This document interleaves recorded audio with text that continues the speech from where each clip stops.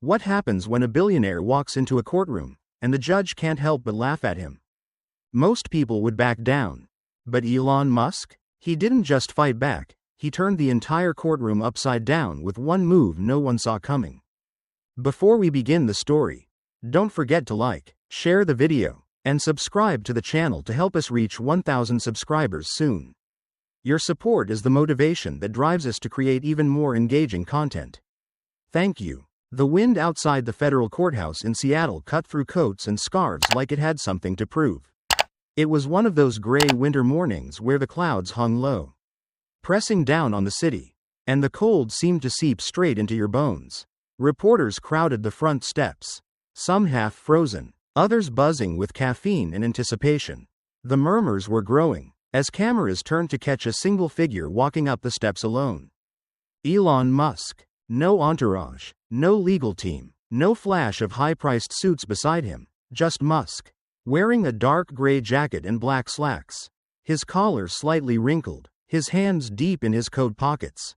There was something jarring about it all. This was a man used to headlines and spotlights. But today, he looked like just another citizen showing up for jury duty, except the stakes were millions of dollars. And the courtroom wasn't just watching. The country was. "He's here by himself?" one young journalist whispered, nudging her cameraman. "He fired his attorneys last week. Said he'd represent himself." Someone else added. Laughter slipped from a few mouths, tight, cynical. Some called it arrogance, others called it madness. The media headlines had already made up their minds. Musk was walking into the lion's den unarmed, facing a massive patent lawsuit from Voltatech, one of the fastest-growing energy corporations in the country. Inside, the courtroom buzzed with soft footsteps and muffled coughs. Lawyers for Voltatech stood polished and rehearsed, sorting papers and whispering strategy. Amar 11, Voltatech's lead legal advisor, adjusted her sleek glasses and leaned over the table. Scanning the courtroom, her gaze landed on Musk. A slow smirk tugged at the corner of her mouth, the kind that didn't bother hiding contempt. "Look at him," she muttered to the associate beside her. "He's either out of his mind, or desperate." Judge Claudia Reinhardt entered from the chamber door, tall, with silver-streaked hair pulled back neatly, her robe flowing like a curtain of finality. She didn't bother with pleasantries. The room quieted the moment she sat. "Let's be clear from the beginning," she said, voice firm, crisp. "This court does not take kindly to theatrics. Representing oneself is within your rights, Mr. Musk. But do not expect leniency if you waste the court's time." Musk nodded once. He didn't smile, didn't speak, just kept his hands folded in front of him like a man listening more closely than he let on. Behind the scenes, a court clerk named Ruben watched quietly from his station near the wall. Middle-aged, soft-spoken, he'd worked in this courthouse for years.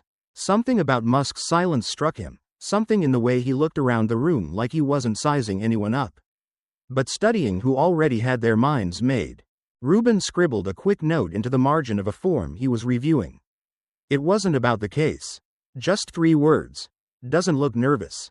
Voltatech's attorneys began opening remarks, walking the judge through years of patent filings, technical diagrams, and detailed claims that Musk had intentionally leveraged proprietary design for personal profit. Their voice was calm, almost rehearsed. They used words like unauthorized replication, and monetized infringement. Musk sat still, no shifting, no clearing his throat, not a single note scribbled. Reporters from 3 different news outlets leaned over the gallery railing, phones recording quietly. This was the story they were here for, not the lawsuit. But the downfall, the stumble, the unraveling. When Voltatech's lawyer paused to sip water, Judge Reinhardt glanced at Musk. "You'll have the opportunity to respond once the plaintiff completes their statement," she reminded him, her tone walking the line between courtesy and skepticism. He nodded again. For a brief moment, the camera lens from Channel 4 News caught his face in close-up. His expression was unreadable, but his eyes, still, sharp, didn't look like someone trapped. They looked like someone waiting for something. As Voltatech continued presenting their evidence, one graphic lit up the screen. A complex design diagram they claimed was first created in-house.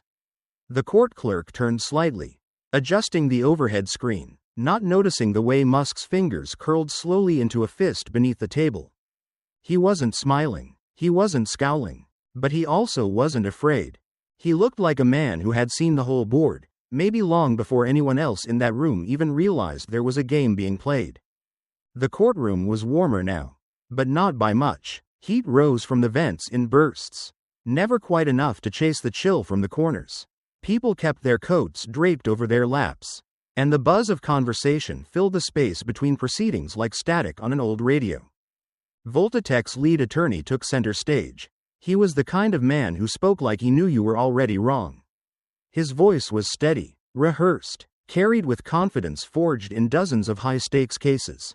Behind him, a full team shuffled papers, adjusted slides, and pointed out patent filings on the large screen. Technical diagrams and dense legal terminology followed, lines crossing lines, numbers overlapping blueprints that meant little to anyone outside the industry.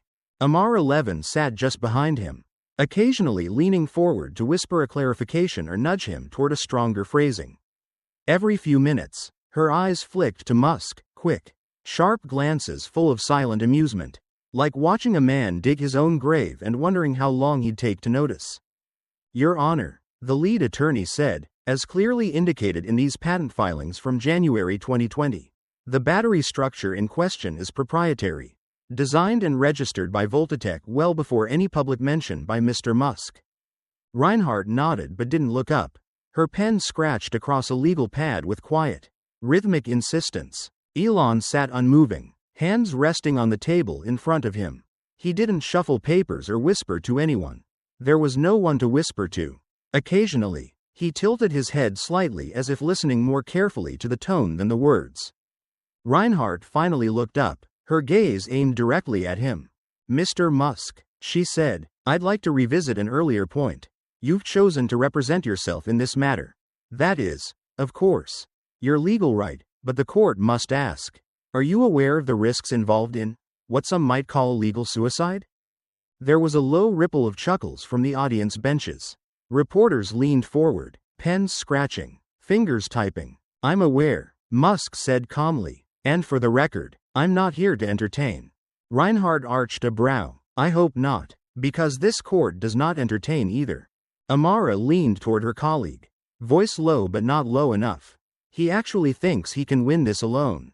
Incredible." Reinhardt sighed. "We'll proceed." For the next hour, Voltatech's team dissected clause after clause.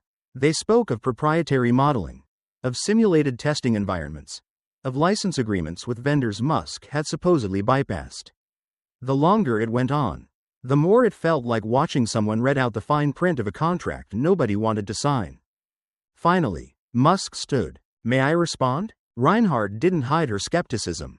Briefly, Musk walked slowly toward the center. He didn't bring any notes, didn't gesture wildly or raise his voice. "Every component they mentioned," he said, "was publicly documented years before their claim. Some even appeared in white papers I gave away for free." "Where's your documentation?" Amara asked sharply. "I'll get there," he replied. The courtroom let out another soft laugh, not loud, not cruel, but dismissive, like they'd seen this before. A man thinking facts alone could win against a wall of lawyers. Reinhardt narrowed her eyes. "Mr. Musk, if you intend to defend yourself with anecdotes and memories, this court will have little patience." "I understand. Then I suggest you prepare better for tomorrow.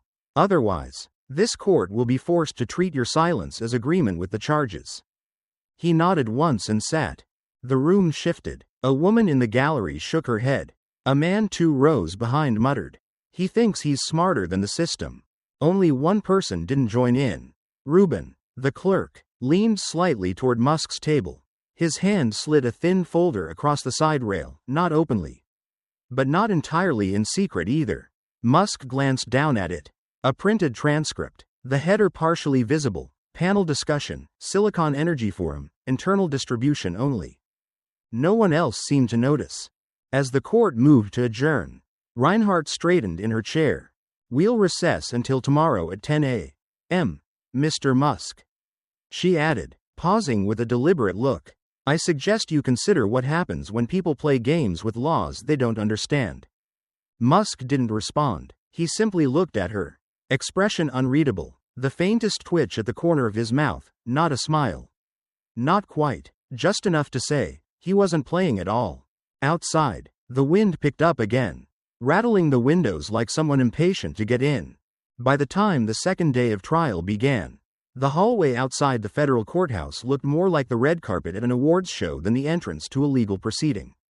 News vans lined both sides of the street, and camera crews jockeyed for the best shot. Anchors with perfect hair and coats too thin for the season rehearsed their lines into handheld mics.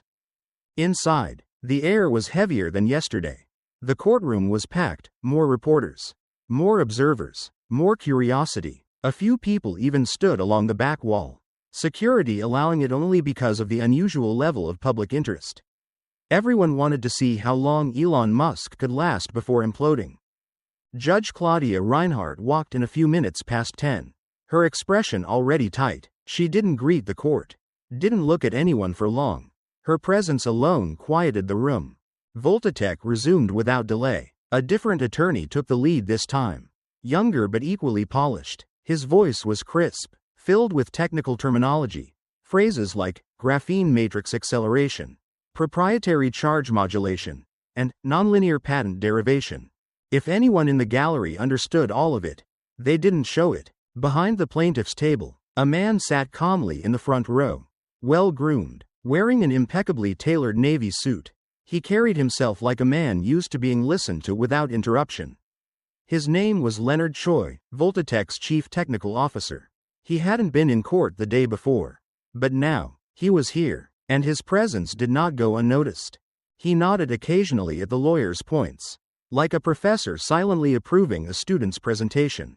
At one particularly well-delivered argument, he even chuckled softly, eyes flicking over to Musk with the kind of smile that said, "This is already over." Elon sat quietly, no laptop, no assistant, just a thin folder in front of him. When the presentation ended, Judge Reinhardt turned to him with a sigh that wasn't even hidden anymore. "Mr. Musk," she said, "I assume you have something to offer in response?" "I do," Elon replied, rising. "It's brief. I sincerely hope so. I'd like to submit a small timeline," he said, lifting a stapled set of papers, not thick. No cover sheet, just 5 or 6 printed pages in color. "It's a development log," he added, publicly posted. "The source code, discussion threads, timestamps, they're all online. I've printed a few of the core examples." Reinhardt narrowed her eyes. "Mr. Musk, this is not a product pitch. We are discussing potential theft of intellectual property, not crowdsourced forums. If this is an attempt to stall, it's not." She held out her hand, and a court officer brought the packet over. Down at the Voltatech table, Amar 11 leaned sideways, whispering into her colleague's ear. Her grin was unmistakable. "He brought printed forum posts. This is going to be too easy." Leonard Choi's smile didn't move, but his fingers tapped twice on his knee, quiet, rhythmic, as if he were counting something. He didn't even glance at the submission. It didn't matter. Not to him. Reinhardt flipped through the pages, her expression unmoved. No headers, no notarized metadata, no witness authentication. "Mr. Musk, how do you expect this court to validate any of this? The internet remembers more than most lawyers do," he replied simply. There was a pause. Someone in the gallery coughed. A reporter scribbled that quote down immediately. "You understand this will not be considered official evidence unless you can validate its origin under oath." With corroborating testimony, Judge Reinhardt sighed and slid the packet aside. "You'll have the floor for 15 minutes after the next recess. Use your time wisely. This court is not in the business of indulging vanity projects." Musk sat down, face unreadable. He didn't look at the gallery, didn't glance at the Voltatech table. But for a brief second, his gaze landed on Leonard Choi, long enough to be noticed, short enough to be forgotten.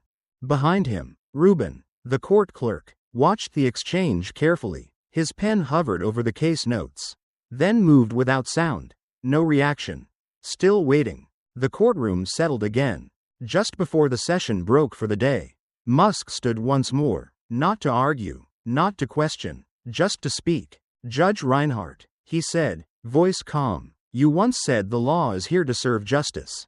She blinked at him, her jaw stiff. He continued, I believe you meant it. And I believe you'll see that justice is patient, but not blind. I'll be ready tomorrow. Then he sat. The judge didn't respond. She tapped her gavel once.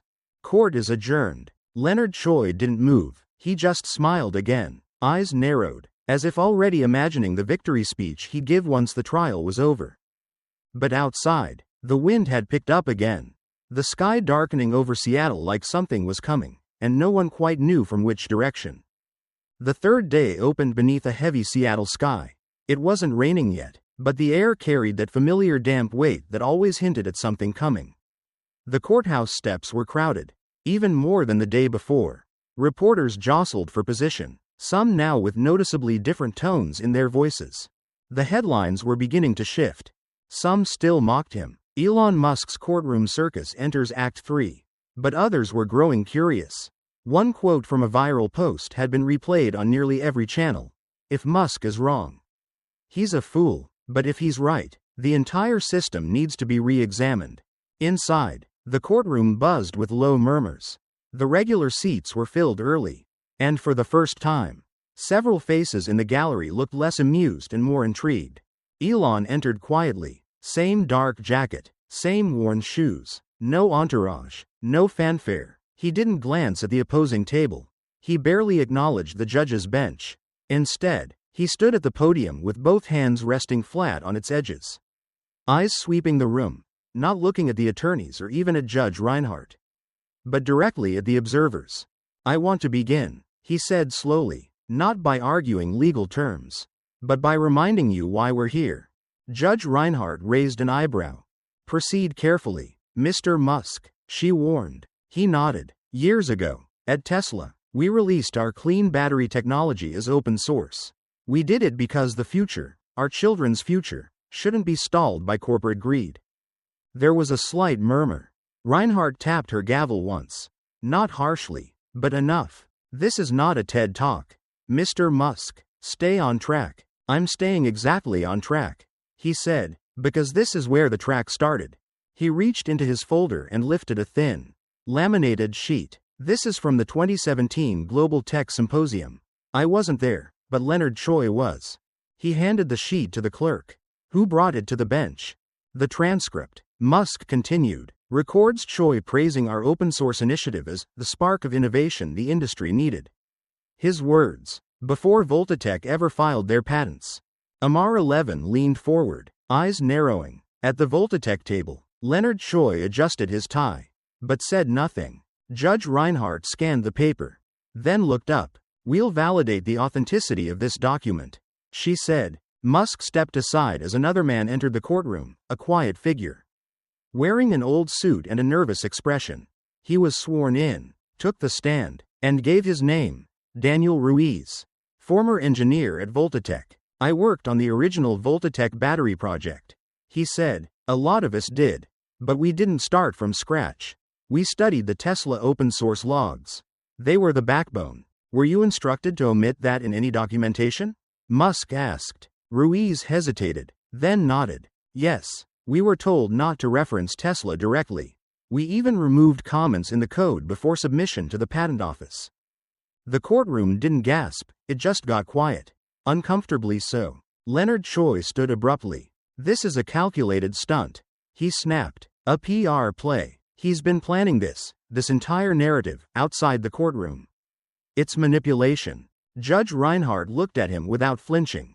Sit down, Mr. Choi. Her voice was flat, but it cut like glass. She turned to her clerk. Seal the video from the symposium. We'll conduct an internal review of its authenticity. Ensure it's not tampered. Musk didn't smile. He didn't nod in victory. He returned to his seat like someone who just unloaded a burden he'd carried a long time. Judge Reinhardt didn't say anything more. But as she left the bench, her eyes met Musk's, and this time, the contempt was gone. Something else was settling in. Something quieter, unspoken. Maybe curiosity. Maybe the faintest sense that this wasn't a stunt after all. Outside, the sky finally cracked. Rain began to fall. By the morning after the third day of the trial, the narrative had shifted. Cable news anchors spoke less confidently. Panelists stopped smirking. Something about Elon Musk's calm, measured delivery, the precision of his questions, the unexpected testimony from a former Voltatech engineer, it had unsettled the room. And now, the country. Articles began popping up with titles like, "Does Elon Musk actually have a plan?" and "The Courtroom Gambit. Crazy or calculated?" Legal commentators debated Judge Reinhardt's sudden pivot in tone. Some suggested she was simply being fair. Others wondered aloud if something bigger was about to unravel.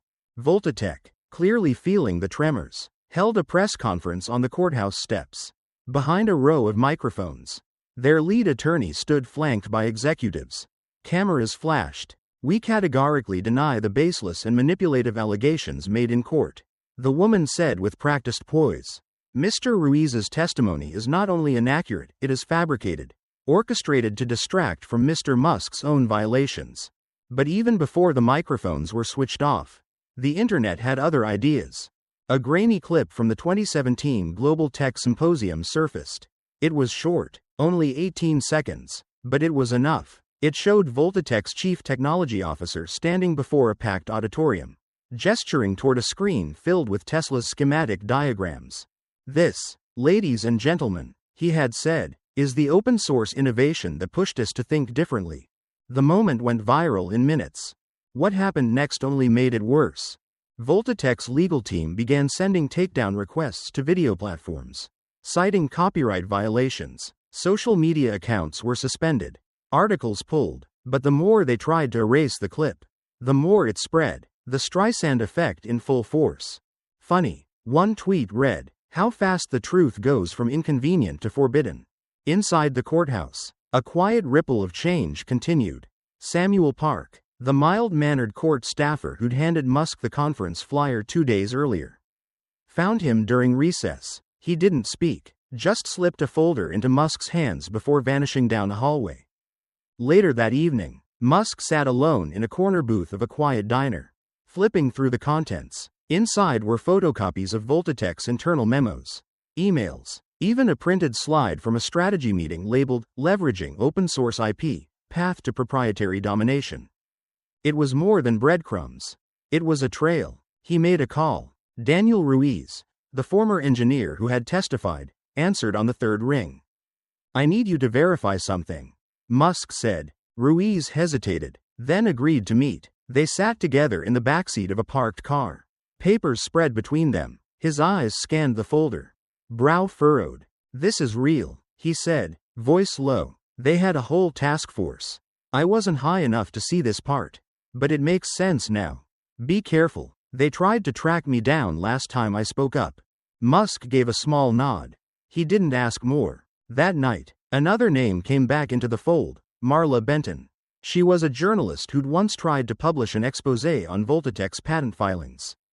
But her piece was shelved under vague threats of legal action. Funding for her publication had vanished within weeks. Since then, she'd worked freelance, mostly small investigative pieces with little traction. She called Musk directly. "I've been watching the hearings," she said. "If you have more than courtroom drama, I want in. But I need something solid." "I might have it," Musk said, "and I think it's about to get louder." He wasn't wrong. The next morning, just after 2 a.m., a video dropped on a niche tech forum. No title, no watermark, just a file called 2017_unedited.mov. In the full, uncut recording of the symposium, the Voltatech CTO stood proudly at the podium, speaking candidly during a panel discussion. "Yes, we based our early work on Tesla's open platform. We knew we had to move quickly. And frankly, it would have taken years to start from scratch. We retooled it, refined it, built it better. Now it's ours." He laughed as the room chuckled with him. There was no ambiguity, no technical jargon to hide behind. Just a clear admission, on record, in public. The video took less than an hour to go viral. By sunrise, it had been viewed over 3 million times. And for the first time since this entire ordeal began, the tide truly began to turn. Musk didn't celebrate. He watched in silence, sipping cold coffee as headlines flashed across the screen. His reflection in the diner's window didn't move. He didn't smile. He simply whispered, "Now, we begin." The courthouse buzzed like a kicked beehive. Within hours of the leaked footage tearing through the internet, Judge Claudia Reinhardt called for an emergency hearing. There was no waiting, no delay, no room to breathe. What had once been seen as a sideshow had now shifted into the eye of the storm. Elon Musk sat quietly at the front, the same unassuming black blazer. No legal team beside him, no briefcase, just a man with folded hands and tired eyes. But this time, those eyes held something else, a glint. Not defiance, not arrogance, focus. Voltatech's lead attorney entered fast and stiff, whispering frantically with her co-counsel, clutching a stack of printed statements. Behind them, the CTO, the man at the center of the firestorm, walked in slower than usual. No smiles, no nods. He looked straight ahead, jaw tight, his eyes darting to the cameras flashing in the hallway before retreating into the courtroom. Judge Reinhardt didn't waste time. This court has viewed the video circulating online.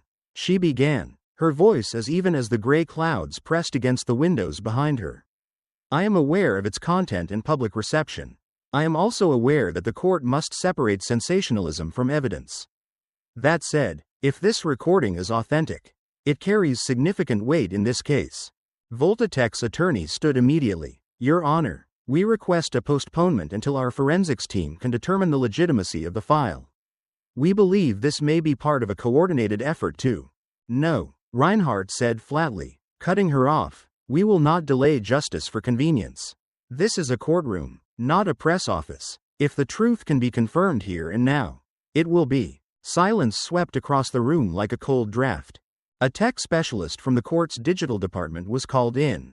Mid-30s, quiet, methodical. He brought the file onto the screen, showed the metadata, outlined the digital trail. This is the original source file, he said, pointing. No signs of editing. Timestamp matches. Location verified. This was captured live in 2017. All eyes shifted to the Voltatech CTO. The mask cracked. He stood, suddenly flushed. This is out of context. He snapped. It was a hypothetical example. I was illustrating a common model in open source integration. This is not. You're twisting. Judge Reinhardt held up a hand. Sit down. The CTO froze, then slowly lowered himself back into his chair. His suit, pristine that morning, now seemed too tight, his collar too high. Elon finally stood. His voice was calm, but carried further than it had on any other day. When Tesla released our battery tech as open source, he began, we did it because we believed that the world couldn't wait. Clean energy shouldn't be locked behind paywalls. It was a decision made not just in boardrooms but in good faith. He paused, letting his eyes travel across the room. Voltatech reached out more than once, through back channels, offering to buy priority rights, attempting to twist openness into exclusivity. When we declined, they went quiet. Then months later, patents appeared, eerily close to our framework, but with a different name on the cover. Whispers stirred through the audience.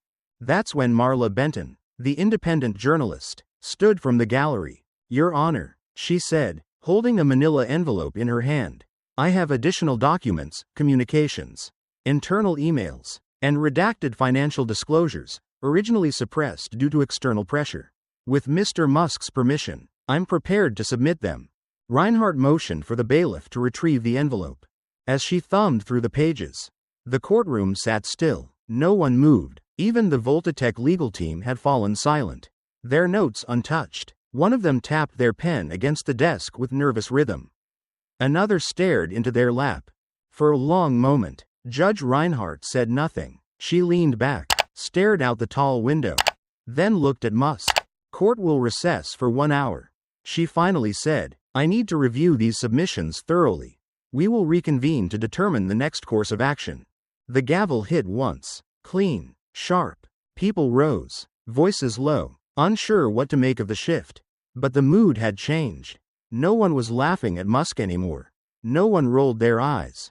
As Judge Reinhardt walked out through the side door, she passed by Musk in the narrow hallway. She didn't speak, but for the first time since this trial began, she met his gaze without disdain. There was something else now. Caution, maybe even respect. Behind them, the courtroom door closed with a soft thud. But out on the streets, the noise was only growing louder. The fourth morning in court arrived cloaked in gray Seattle drizzle. But the atmosphere outside the federal courthouse was anything but quiet. Reporters clustered under umbrellas. Camera lights flickered like flashes of lightning. And the air buzzed with anticipation. Across news networks and social media, headlines shifted tone. What was once dismissed as arrogance had become intrigue. Elon Musk, the billionaire who took on the Goliaths. From maverick to martyr? If he's right, what else have they lied about? Inside, the courtroom was at full capacity. People stood in the aisles, whispering, exchanging theories, waiting. The judge's bench remained empty for now. But everyone knew this day would change something. Voltatech's legal team looked strained. No more smug smiles. No more passive shrugs. Just furrowed brows, frantic note passing, and whispered huddles. At the center of it all sat Alan Travers, their chief technical officer, his usual controlled demeanor now shadowed by agitation. He glanced toward the cameras, this time. Not with confidence, but with concern. Behind closed doors that morning, Voltatech had called an emergency meeting. Alan, voice sharp, had told their attorneys, "We're pivoting. Drop the patent infringement angle. Push the new claim, unauthorized use of internal data. We need to reframe him as a thief, not a visionary." It was a gamble, one that stank of desperation. Meanwhile, in her chambers, Judge Claudia Reinhardt sat across from a man she rarely let in, her private legal advisor. Henry Lowell. His voice was calm, but his words were calculated. "This is bigger than just a courtroom skirmish. Claudia, if Musk wins, you know what that means. It sets a precedent. Every tech titan, every patent powerhouse, they'll see it as a crack in the wall." She stared out the rain-speckled window, her fingers tightening around a ceramic mug. "You think I should tilt the scale?" "No," Henry said, leaning in. "But understand, the scale isn't just yours anymore." Back in the courtroom, Musk sat alone again. No flashy suit, no security detail, just a navy jacket, black jeans, and that same unyielding stillness. Yet today, something was different. He wasn't just enduring the trial anymore. He was steering it. At 10:18 a.m., the clerk announced a new filing from Voltatech, alleging Musk had gained access to confidential proprietary data via unlawful means. Gasps rippled through the gallery. The media latched on immediately. But Elon didn't flinch. Instead, during the midday recess, a note reached him, slipped into a plain envelope. It was from Voltatech's board.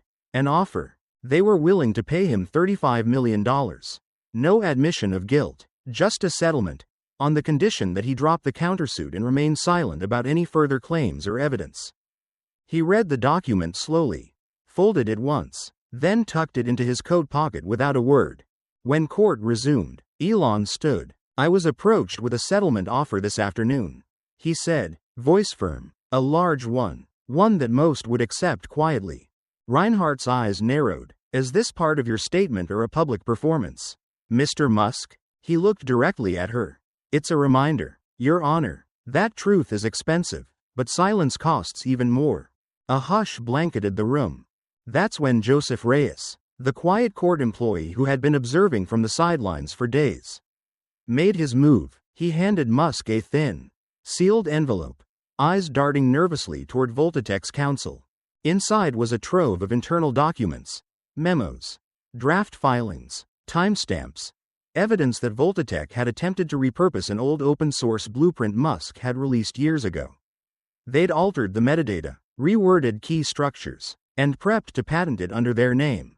"I was told to shred this last week," Joseph whispered as he handed it over.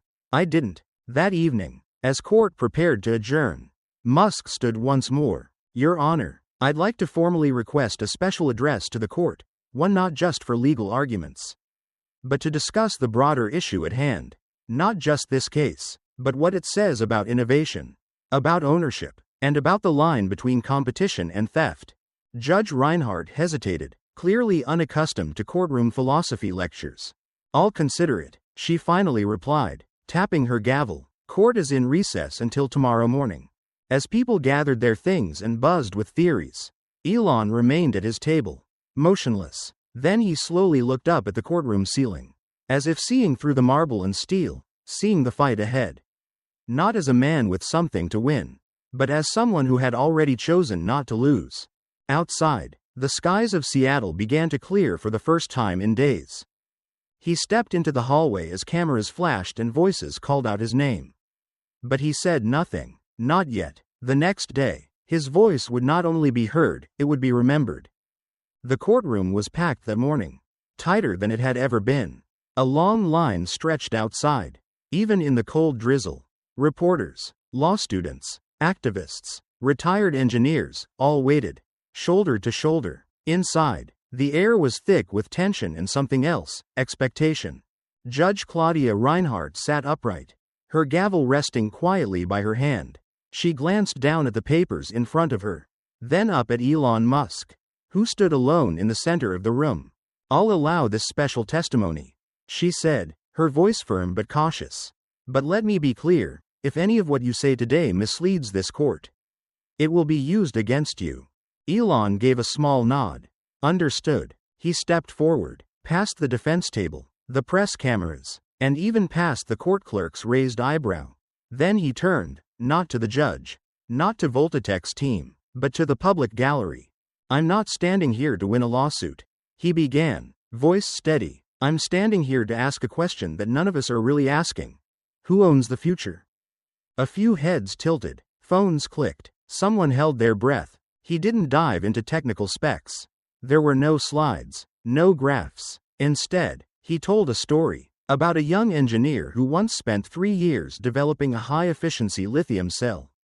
Right before it reached production, the project was shut down, not because it failed, but because a corporate partner wanted the patent shelved for competitive reasons. He spoke of small research teams whose ideas were bought out and buried, of developers who signed away their dreams in the hope of surviving one more grant cycle. "Innovation doesn't die in labs," he said, "it dies in boardrooms." Voltatech's lead attorney stood suddenly. "Your Honor, this is political theater, not legal testimony." Judge Reinhardt raised a hand but said nothing. Elon continued, eyes locked on the crowd. "I released Tesla's battery architecture into the public domain in 2014. Not for charity, not for ego, but because we needed a shared foundation. Not everything should be owned, especially not what could change the planet." Then came the ripple. A stir in the back of the room as C6, the former Voltatech engineer, stepped forward again. Called as a supplemental witness, he walked to the stand with hesitant steps but looked Elon in the eye before turning to the court. "I was told to mirror open-source frameworks," he said, voice trembling slightly. "We copied them, not to learn, but to claim. I was told to change just enough so no one would trace it." There were murmurs. A couple of Voltatech staff shifted in their seats. Reinhardt leaned forward for the first time. Then C7, the independent journalist, was called. She carried a thin folder in hand, its edges worn. "These are internal emails from 2 years ago," she said, passing them to the bailiff. "From Voltatech's strategic team, admitting full awareness of the origin of the code. They cite intentional obfuscation and media containment plans." One of the emails read, "The public won't know. We'll rebrand it by Q4 and make the rest disappear. Tesla's too big to fight back anyway." Claudia Reinhardt didn't speak. She didn't look at the defense table either. She scribbled something on her notepad, then paused. Her fingers hovered above the page before she finally set the pen down and looked out toward the public rows. Her face was harder to read now, no longer scornful, no longer amused. There was something else, a stillness, maybe even conflict. Elon turned back to her one last time. "If I lose this case," he said quietly, "I still have the truth. But if Voltatech wins, then we all lose something bigger. We lose the line between invention and theft, between progress and power." The room fell into a silence so thick, even the ceiling fans seemed to pause. Reinhardt didn't break it. She simply stood, adjusted her robe, and walked through the side door without a word. And for a moment, all that remained was the sound of people breathing. By the 5th day, the courthouse had become less a place of judgment and more a stage for a national reckoning. News vans stretched along the block, satellite dishes aimed toward the gray Seattle sky. Anchors tossed phrases around like confetti. Tech ethics on trial. The case that could change Silicon Valley forever. Inside, the courtroom felt colder, quieter. Even the murmurs had toned down to a whisper. There was tension in the air, like the moment before a storm finally breaks. Voltatech made their move early that morning. Without warning, their legal team submitted a clip from a past keynote speech Elon had given years ago, selectively edited and framed to suggest that he had, in fact, borrowed liberally from shared research, including early designs published by Voltatech. The way it was cut, it sounded like an admission. Headlines followed within the hour. Musk. Not so original after all? Read one. Hero or opportunist? Asked another. Social media lit up in both directions. Some users started posting the clip with captions like, "So he was just building on others' work?" Others defended him fiercely, pointing to the context that had clearly been omitted. But the damage was done. At least for now. Voltatech's CEO, sitting in the front row, gave a carefully crafted public statement to the press just outside the courtroom steps. "We must preserve the integrity of our patent system," he declared, surrounded by executives in sharp suits. "No individual, no matter how influential, should be allowed to distort the process for their own gain." Meanwhile, back inside the courtroom, Elon Musk hadn't said a word. Not one. He sat with his hands folded in front of him, eyes on the floor, letting the wave roll over him. Even Judge Reinhardt seemed unusually reserved. She didn't prompt him, didn't glance his way. She just listened to the hum of lawyers trading jabs and citations. The energy was different now. Cautious, uncertain. It wasn't until mid-afternoon that Elon finally stirred.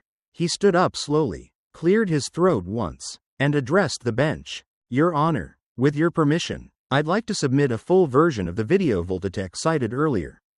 It's unedited, time-stamped, straight from the event archive." Reinhardt looked at him carefully. For a long time, she said nothing, as if measuring the cost of allowing it against the risk of suppressing it. Then she nodded. "You may proceed." The lights dimmed slightly, a projector screen rolled down, and for a moment, the courtroom turned into a silent theater. The video began with a wide shot of the 2017 Energy Innovation Summit. Elon was on stage, speaking casually about open collaboration. But the real moment came nearly 40 minutes in, during a Q&A session with industry leaders. That's when the CEO of Voltatech stood up and said, "On record, we've built from Tesla's open source foundation.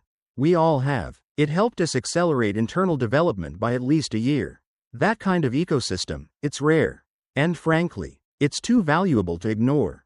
Gasps weren't heard aloud, but they were felt. All through the courtroom, heads began to turn. Some people exchanged glances. Others just stared at the screen, watching the truth play out in real time. When the lights came back on, there was a different kind of silence. Not confusion, not disbelief, just realization. Judge Reinhardt didn't say a word. She just leaned back in her chair, jaw tight, lips pressed. The CEO of Voltatech, still seated in the front row, didn't move, but his expression cracked, just for a second, enough for anyone watching closely to see that the veneer was wearing thin.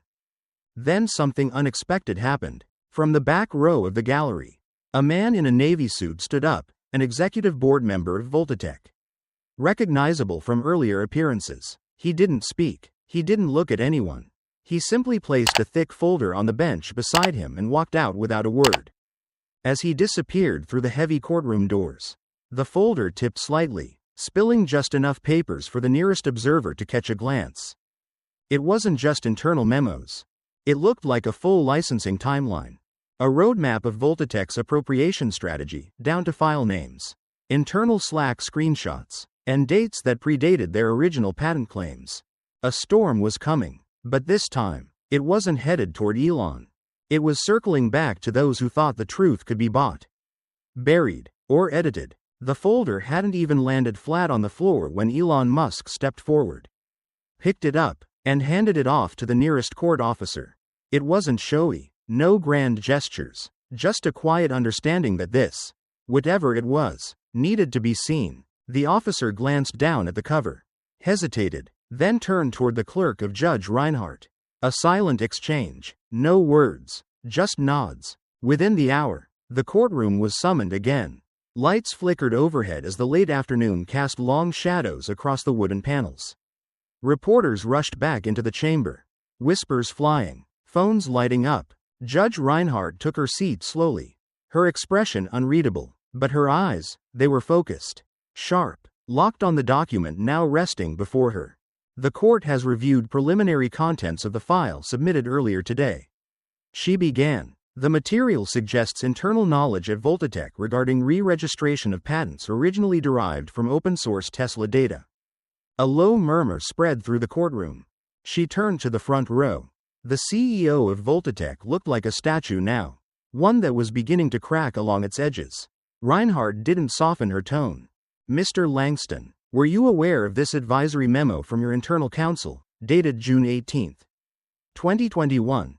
Explicitly warning against attempts to reframe Tesla's open-source materials as proprietary innovations? Langston didn't flinch, not at first, but there was a pause. A breath caught in his throat. No, Your Honor, he said, that document never reached me.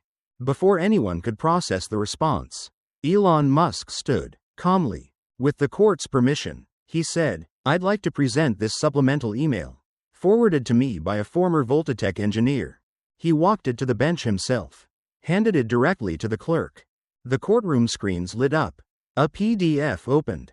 There it was, Langston's electronic signature, dated just 2 days after the internal memo. The message was brief. Move forward. Let legal handle any pushback. A visible shift rippled through the courtroom like wind through tall grass. One of Voltatech's senior advisors stood, gathered his papers, and left without looking back. Another followed 5 minutes later. No one tried to stop them.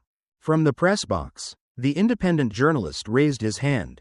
Your Honor, he said, I am formally submitting a petition to the Department of Justice requesting a federal investigation into Voltatech for intellectual property fraud and possible obstruction of regulatory protocols. Judge Reinhardt didn't object. She didn't blink. This court, she said, will now initiate a full, independent audit of the patents involved in this case. All filings by Voltatech connected to this matter will be sealed for external review by a special master. The silence that followed wasn't empty, it was heavy, like the weight of a turning tide. Musk didn't smile, he didn't gloat, he simply sat back down, folding his hands together as if preparing for the next wave. Across the country, news alerts flashed. Elon Musk forces national review of patent ethics. Voltatech leadership under scrutiny after courtroom twist. Tech transparency or takedown? But the headline that captured the moment best came from an unlikely source, a small local outlet just outside Tacoma. It read, not just a courtroom victory, a reckoning long overdue. And for the first time in days, Judge Reinhardt allowed herself to look directly at Elon Musk. Not with suspicion, not even with caution, but with something that looked an awful lot like respect. The morning of the final day arrived with an eerie stillness. No shouting reporters outside, no roaring crowds, just a quiet tension that wrapped around the courthouse like a fog that refused to lift. Inside, the atmosphere felt heavy, too formal, as if everyone had agreed, without saying a word, that today would not be like the others. For the first time since the trial began, Voltatech's front row of legal representatives sat half empty. A few familiar faces were gone, replaced by junior associates who looked uncomfortable in suits too large for the weight they were now expected to carry. The once proud presence of the tech giant had started to wither in plain sight. Judge Claudia Reinhardt took the bench with a kind of stillness that commanded silence. Her voice didn't rise, it didn't waver, it simply cut through the tension like a scalpel. This court hereby suspends all active enforcement of Voltatech's patents relevant to this case until the completion of an independent federal inquiry. She said. No one applauded, no one cheered. It was the kind of moment that didn't call for celebration, but reflection. Elon Musk sat with his hands folded, eyes straight ahead, not triumphant, not smug, just still. The fight had never been about courtroom victory, it had been about daylight. About putting truth where everyone could see it. On the other side of the room, Voltatech's CEO, Langston, rose from his seat abruptly. This is a disgrace, he snapped, voice cracking. This entire trial has been a witch hunt. Sit down, Reinhardt said firmly. Langston didn't, not at first, but when one of Voltatech's private security men, a man who had shadowed him since day one, gently stepped forward and placed a hand on his shoulder. The message was clear. You're alone now. He sat down. Outside the courtroom, the narrative had shifted in ways even Musk hadn't fully anticipated. It wasn't just about him anymore. Former engineers, developers, and even lower-level administrative staff, people who had once feared retaliation, were now speaking out. A soft-spoken woman named Denise, a former Voltatech data analyst, was seen on the evening news, holding back tears as she told her story. They made us believe it was just how the industry worked. Take what's open, reshape it, claim it, but it never felt right. Another man, a retired systems engineer, nodded on a separate broadcast. Elon just lit the match. This fire's been waiting to burn for years. By midday, online platforms were flooded with first-hand accounts, tagged with a single phrase. It wasn't just Tesla. The trial, once framed as a singular legal battle, had become something bigger, an unmasking of a system, not a man. As court adjourned, Judge Reinhardt asked for a private word with Musk. No cameras, no microphones, just a quiet moment in her chambers, with the blinds half drawn and a cup of coffee growing cold on the windowsill. "I don't know if you were right about everything," she said plainly, "but for the first time in years, I watched someone in real power tremble, even just for a few hours. And that reminded me why I took this robe in the first place." Musk didn't respond with words. He just nodded, then stood, thanked her, and left the room as quietly as he'd entered. Later that evening, he exited the courthouse without a statement. No press conference, no victory speech, just the shuffle of his shoes against the sidewalk and the murmurs of a crowd that slowly parted for him, not out of fear or spectacle, but with something quieter, something closer to respect. Behind him, headlines were already blooming across screens and newsstands. The price of truth. Biggest legal defeat of the year. Voltatech's patent empire crumbles. Justice survives, for now. And though Elon Musk disappeared into the dusk without a single word, the silence he left behind spoke louder than anything he could have said.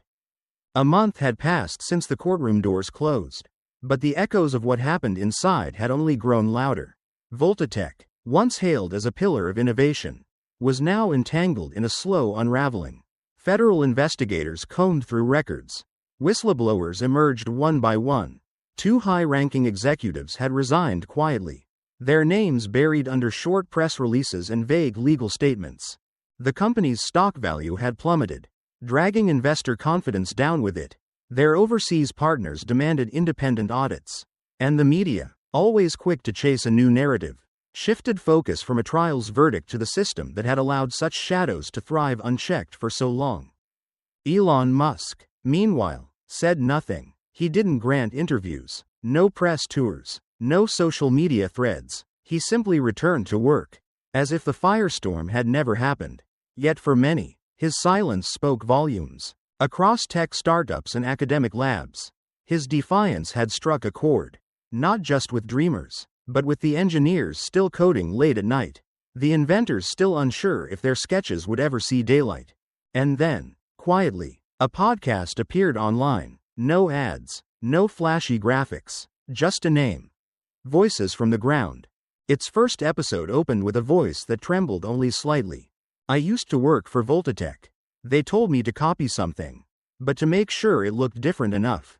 I didn't say no, but I never slept well after." That was C6, the former engineer who had testified.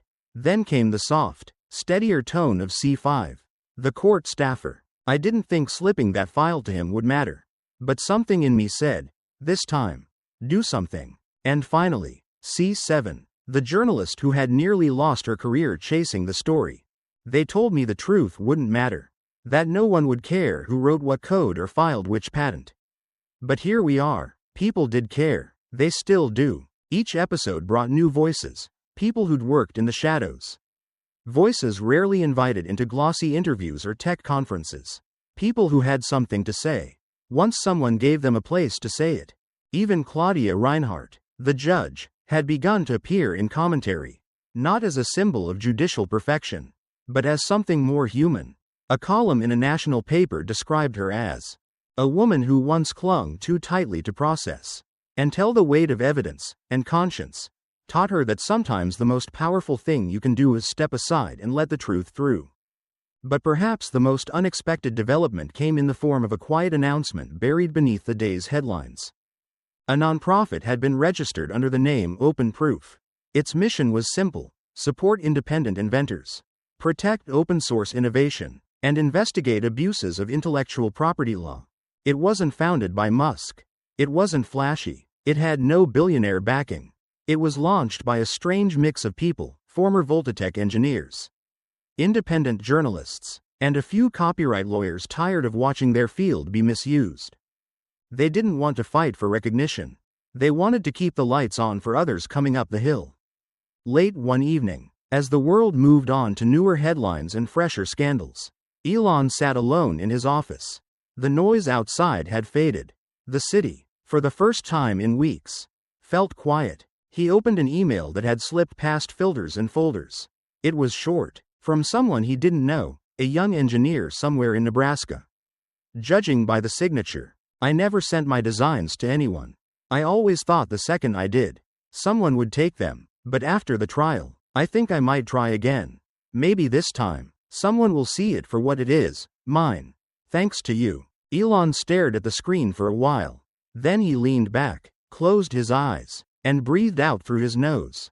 Slow and steady. Not every story ends with fireworks or parades. Some just leave behind a ripple, a change in the air. Because justice isn't just about what you win back, it's about what you awaken in someone else. In the end, Elon Musk didn't just win a legal battle, he reminded the world that truth still has a place, even in systems clouded by power and profit. But here's the question. In a world where silence is often rewarded and speaking up comes with a cost, would you choose to stand alone for what's right? Let us know what you think in the comments. And if stories like this move you, challenge you, or make you think twice about the world we live in, don't forget to subscribe to Shadow Secrets for more powerful stories that reveal the truth behind the shadows.